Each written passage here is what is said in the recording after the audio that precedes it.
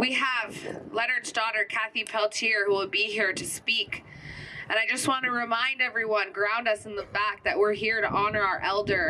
And we have a member of his family here to treat with respect and love and care. So thank you all so much.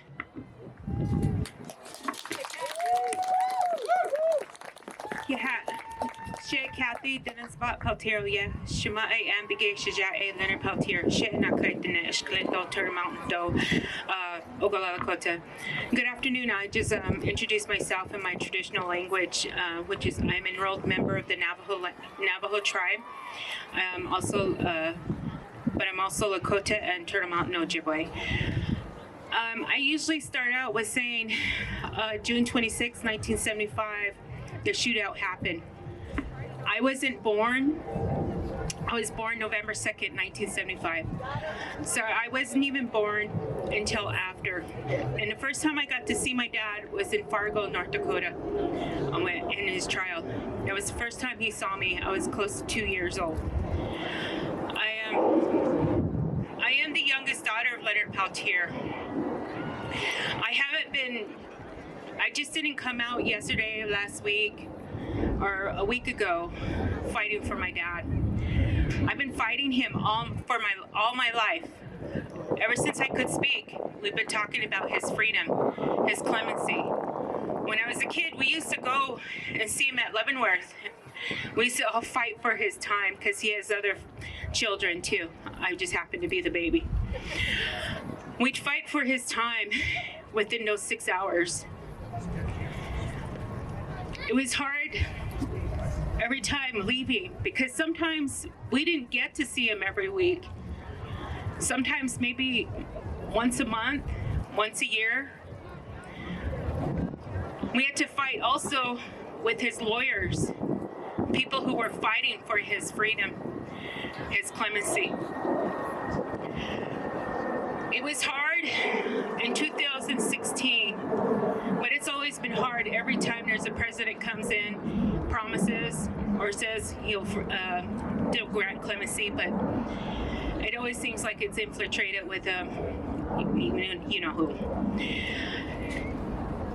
But in 2016, my brother had approached and a couple of people from the Leonard Peltier Defense Committee and asked what they needed to do to grant my dad clemency.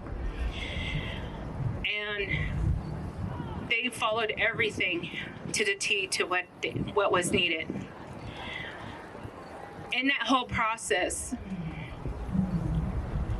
it was called Peltier Week. We lost one of my brothers.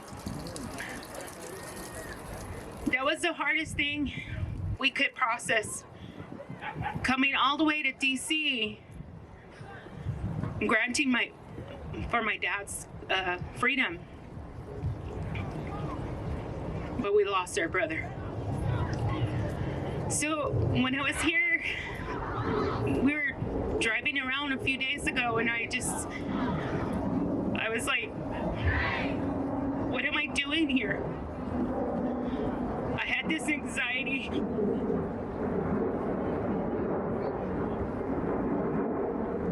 Thinking, well, we'll probably lose another family member again. Granting his clemency.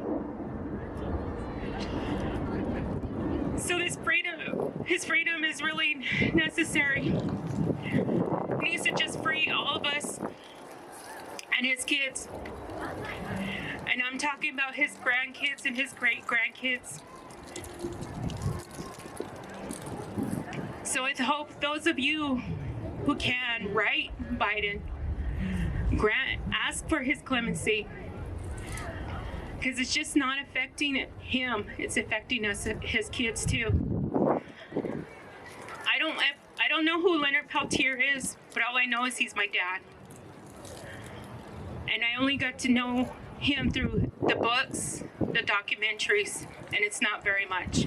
When I was growing up, they were telling me, you know, your dad is a very funny guy. He's very funny when you're on his good side, or when he's having a good day. I don't know him like that. He's always been serious with us, telling us to make a good example, telling us to be good, go to school. That's all he could really do. So I don't know how to take this, but I hope, this president listens now. I hope he listens to everybody asking for his clemency, his freedom.